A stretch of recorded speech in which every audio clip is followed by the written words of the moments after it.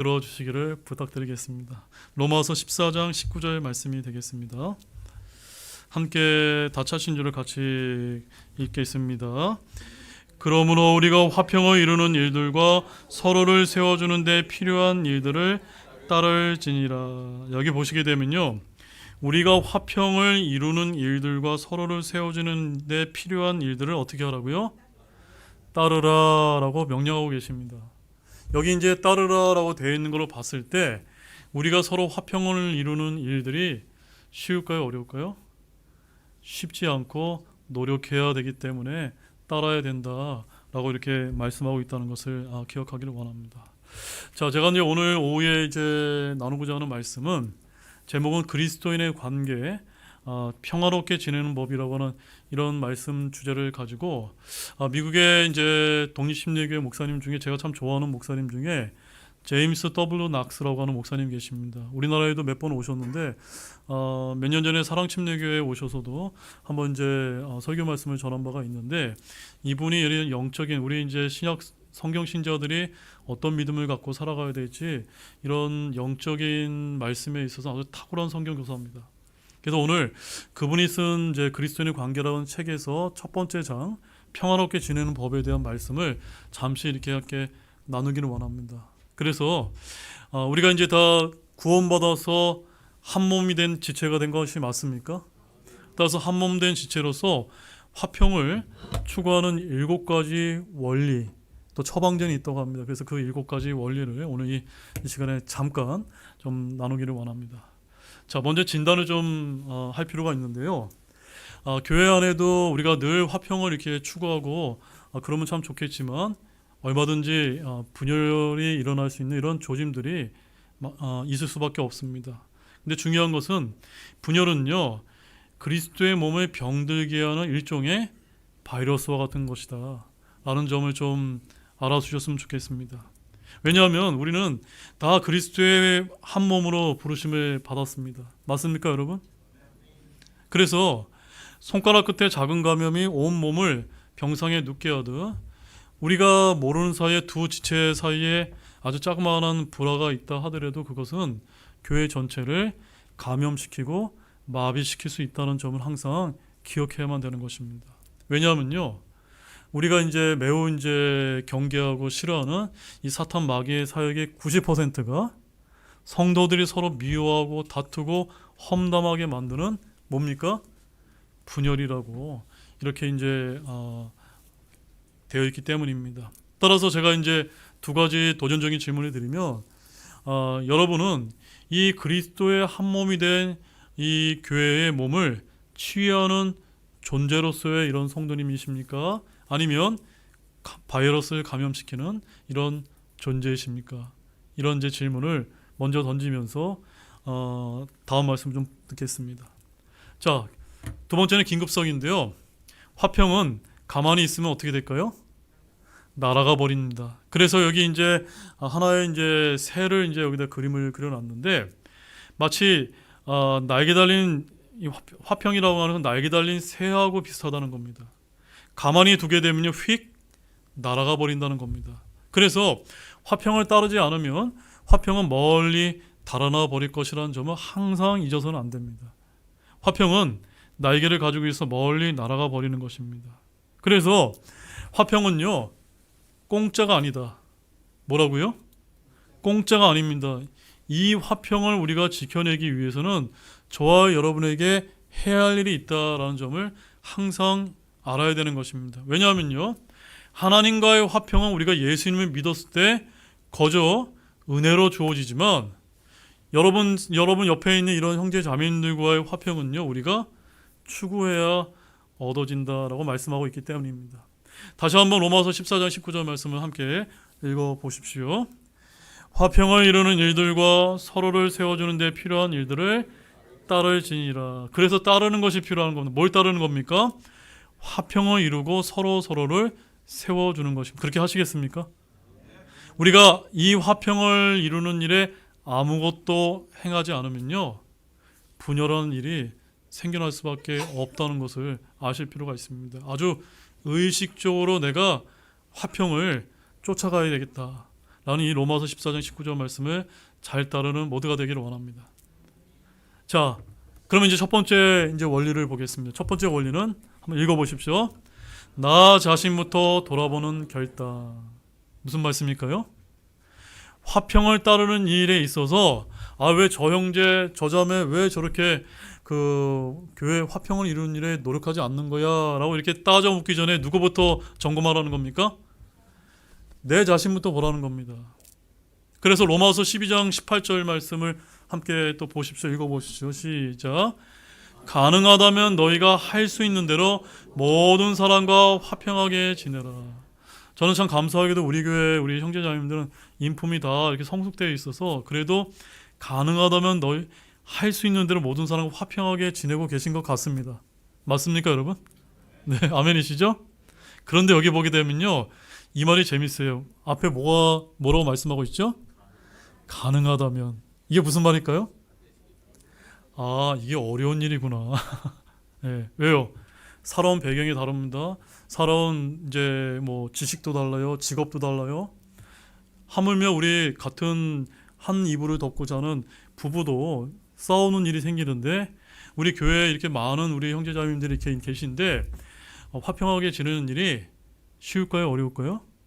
어렵기 때문에 성경 말씀은 가능하다면 여러분들이 할 수 있는 노력을 다해서 모든 사람과 나 저 형제자매하고 저 사람 이제 저 형제 나하고 마음이 통하니까 저 사람하고만 화평하게 지내야지가 아니고 어떻게 하라고 말씀하고 있습니까? 모든 사람과 화평하게 할 수만 있다면 그렇게 좀 해주면 안 되겠니? 이렇게 주님께서 저와 여러분에게 말씀해 주고 계신 것 같습니다. 맞습니까, 여러분? 이렇게 하시길 원합니다. 자, 그래서 이제 이 제임스 목사님이 아주 재미난 그 미국식 유머로서 이제 비유를 말씀하시는데 여기 이제 이 그림에 이 사람의 뭐가 묻어 있을까요? 된장 치즈가 이제 묻어 있답니다. 코에 된장이 묻어 있으면 어떤 일이 벌어질까요? 이 사람이 가는 곳마다 무슨 냄새가 납니까? 된장 냄새가 나는 겁니다. 이거 무슨 비유일까요?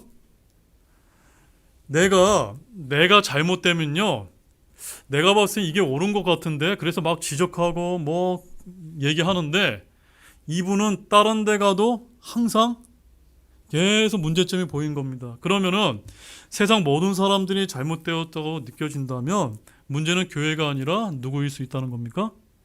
어쩌면 나일 수 있다는 점을 알아야 된다는 겁니다. 그래서 다른 사람의 잘못을 찾기 전에 그리스도인의 관계에서 화평을 추구하기 위해 내가 할 수 있는 모든 것을 하겠다는 확고한 마음부터 가지는 마음 자세로 교회를 되어야 되는 겁니다. 내가 저 형제와 어떻게 오늘 결단을 내야지, 결판 져야지, 내가 저 형제 고쳐봐야지, 이런 마음이 아니라 일단은 어떤 마음이요? 내가 잘 지내봐야지, 이런 마음으로 이렇게 이제 확고한 마음을 가지시기 바랍니다. 이게 첫 번째, 나 자신부터 돌아보는 결단이고요. 두 번째는요, 본질과 비본질을 우리가 구분할 줄 알아야 되는 겁니다. 자, 우리가 교제를 끊어야 될 일이 생길 수도 있습니다. 우리가 그리스도인의 관계에서 어떨 때 우리가 끊을 수가 있을까요? 첫째, 누군가 어떤 형제자매님은 예수 그리스도의 신성을 부인합니다. 교제해야 됩니까? 아니죠. 이건 말이 안 되죠. 그 다음에 대속의 피를 믿지 않습니다. 또한 우리처럼 이런 하나님의 바른 말씀에 대한 성경적인 권위를 부인하게 되면 우리 교제가 이루어집니까? 안 이루어집니까? 그때는 이루어지지. 이건 굉장히 본질적인 문제이기 때문에 이것을 구분해서 우리가 교제를 해야 되느냐 멀리 해야 되느냐를 우리가 분별할 줄 알아야 됩니다.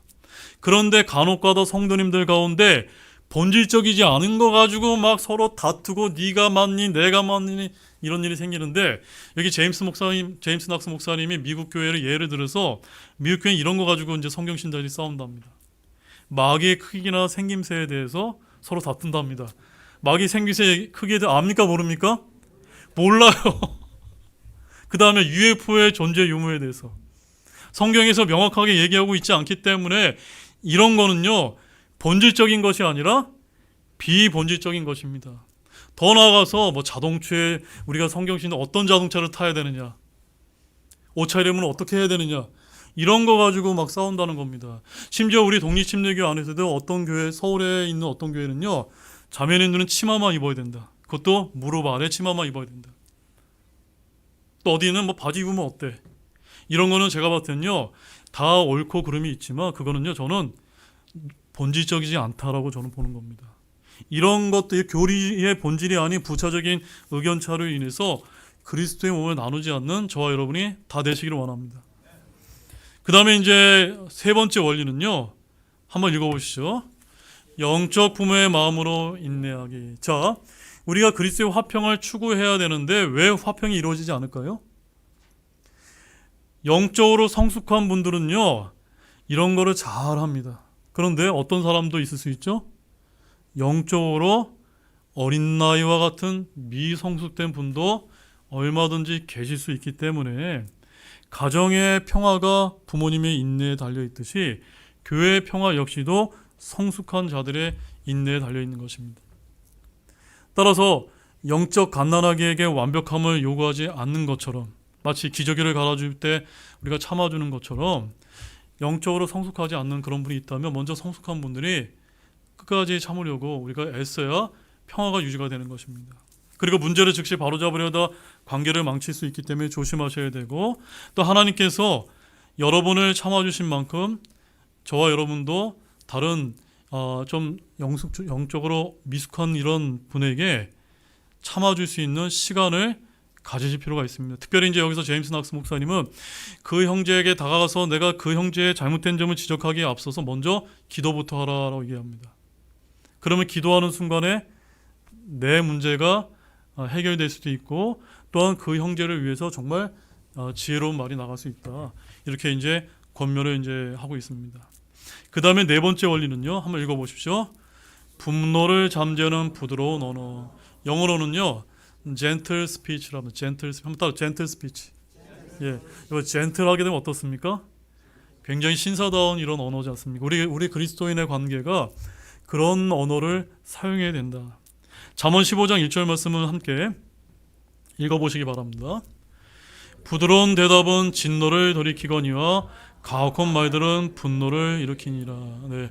우리 이제 지체들 간에 이제 교제를 하다 보면요, 꼭 아주 일부 어떤 분들은 여기 옆에 어떤 그림이 있습니까? 왼쪽에 옳은 말인데 아파요, 막. 네. 옳은 말인데 막 가시같이 아픈 이런 말은요, 우리가 조금 성경 말씀에 의하면 조심해서 삼가할 필요가 있다. 부드러운 대답은 진노를 돌이키지만 가혹한 말들은 분노를 일으킨다는 말씀을 믿으시기 바랍니다. 그래서 우리가 옳고 그름을 따지며 가시와 같은 이런 말씀은 상처를 줘서 교회 안에 분열을 초래할 수 있지만, 마치 부드러운 말을 하되 어떻게 부드러운 말을 하냐면요, 교통경찰에게 선처를 구하듯이 하라는 겁니다. 여러분들이 좀 웃자고 제가 드린 말씀이지만 어쨌든 우리가 형제자매님들과의 관계에서도 마치 이렇게 부드럽고 존중하는 말을 사용하시라는 것입니다. 만약에 은혜롭게 말할 수 없다면 차라리 침묵하시는 게 지혜로운 신자로 저는 믿습니다. 그래서 여러분의 혀가 건강하십니까? 아니면 여러분이 다른 형제를 찌르는 혀를 갖고 계십니까? 이런 질문을 여러분에게 드릴 수가 있습니다. 그 다음에 이제 다섯 번째는 이제 저와 이제 성도분 간의 관계인데, 영적 질서와 권위에 대한 존중인데, 여기 데살로니가전서 5장 12절 13절을 한번 같이 읽어보십시오. 너희 가운데서 수고하고 훈계하는 자들을 사랑 안에서 그들을 매우 귀중히 여기라. 참 감사한 거는, 저는 그래도 우리 교회 와서 제가 10년째 사역을 하고 있지만 여러분들이 참 제가 여기서 그래도 수고한다고 이렇게 생각이 되어서 그런지 모르겠지만 사랑 안에서 저를 귀중히 여겨주신다는 걸 제가 많이 느끼고 있어서 제가 다시 한번 감사의 말씀을 드립니다. 근데 여러분들이 이제 정말 조심하셔야 될 거는, 항상 마귀는요, 인도자를 이제 쓰러뜨리기 위해서 여러분을 사용할 수 있다는 것을 항상 잊지 마시기를 바랍니다. 그래서 교회 인도자를 존중하는 것은 사람을 높이는 것이 아니라 그리스도의 몸의 기능을 존중하기 때문에 그렇게 하는 것이다 라고 생각하시고, 그 권위와 질서를 여러분이 존중해 줄 때 공동체, 이 교회 공동체 안에 평화가 찾아올 수 있다는 사실 또한 다섯 번째 원리로 아셨으면 좋겠습니다. 그 다음에 여섯 번째는요, 거룩한 망각, 용서. 왜 거룩한 망각이라고 했을까요? 하나님의 용서는요, 망각을 포함하기 때문입니다. 하나님께서 여러분의 그 구원받았을 때 여러분의 죄를 다 용서해 주신 것 맞습니까? 여러분의 과거와 현재와 미래 죄를 다 용서하셨고, 한 번 용서하신 죄는 다시금 들추실까요? 안 들추실까요? 들추지 않습니다. 따라서 예수 그리스도의 피로 씻지 못할 형제의 죄도 없다는 사실을 믿으시기 바랍니다. 바로 저와 여러분들이 주님께 더 큰 빚을 탕감받았기 때문에 저와 여러분이 다른 형제의 자그마한 잘못을 보고 우리가 용서할 수 없다면 그 죄를 가지고 어디로 나가야 됩니까? 먼저 십자가로 가지고 나가시기 바랍니다. 그러면 도저히 용서가 안 될 때도 마음속에서 하나님께서 해결책을 주실 것입니다. 예를 들어서 그 문제를 가지고 예수님, 저 사람의 죄를 주님의 피로 씻어 주시옵소서라고 간구하는 기도를 드리게 되면 하나님께서 여러분의 그 기도를 들어주시고 응답해 주시리라 저는 그렇게 믿습니다. 자, 그 다음에 이제 마지막 7번째 원리는 바로 이것입니다. 접착제입니다. 골로새서 3장 14절 함께 읽어보겠습니다. 이 모든 것 위에 사랑을 입으라. 사랑은 완전하게 매는 띠니라. 어떤 접착제입니까? 사랑의 접착제. 자, 우리 옆에 있는 형제자매님도 한번 돌아보시기 바랍니다. 네, 다 돌아보시면서 사랑의 접착제로 다 이렇게 맺어지시기 바랍니다. 따라서 저와 여러분을 하나로 묶는 것은요, 지식도 아닙니다. 학벌도 아닙니다. 또 배경도 아닙니다. 오직 예수 그리스도의 사랑만이 서로 다른 배경을 가진 저와 여러분을 하나로 묶을 수 있다는 사실을 아시기 바랍니다. 이것이 바로 완전하게 매는 띠 사랑인 것입니다. 자, 7가지 원리 다 아셨죠? 자, 그러면 이제 만약에 그래도 이거 원리 다 알았는데 그래도 내 싫어하는 이제 지체가 있다면 어떻게 내가 사랑할 수 있을까? 한 가지 방법밖에 없습니다. 어떻게 해야 됩니까? 매일매일 그분을 위해서 기도하시기 바랍니다. 매일 기도해주는 대상을 동시에 미워할 수가 없기 때문입니다. 만약에 그 사람이 변하지 않더라도 누가 변할까요? 기도하는 여러분이 바뀔 수가 있기 때문입니다. 바로 이것이 주님께서 지금 우리를 위해서 중보기도 하시는 사역이라는 것을 아시기 바랍니다. 자, 그럼 우리가 이제 화평을 위한 7가지 이제 처방전을 배웠습니다. 자, 한번 점검해 보겠습니다. 결단해 보겠습니다. 첫 번째, 한번 읽어보시죠. 모든 사람과 화평하기로 마음 먹었습니까? 아멘. 아멘. 두 번째, 비본질적인 것으로 형제를 비판하지 않습니까? 아멘. 세 번째, 미성숙한 지체를 부모의 마음으로 기다립니까? 아멘. 네 번째, 상처 주는 말 대신 부드러운 대답을 합니까? 아멘.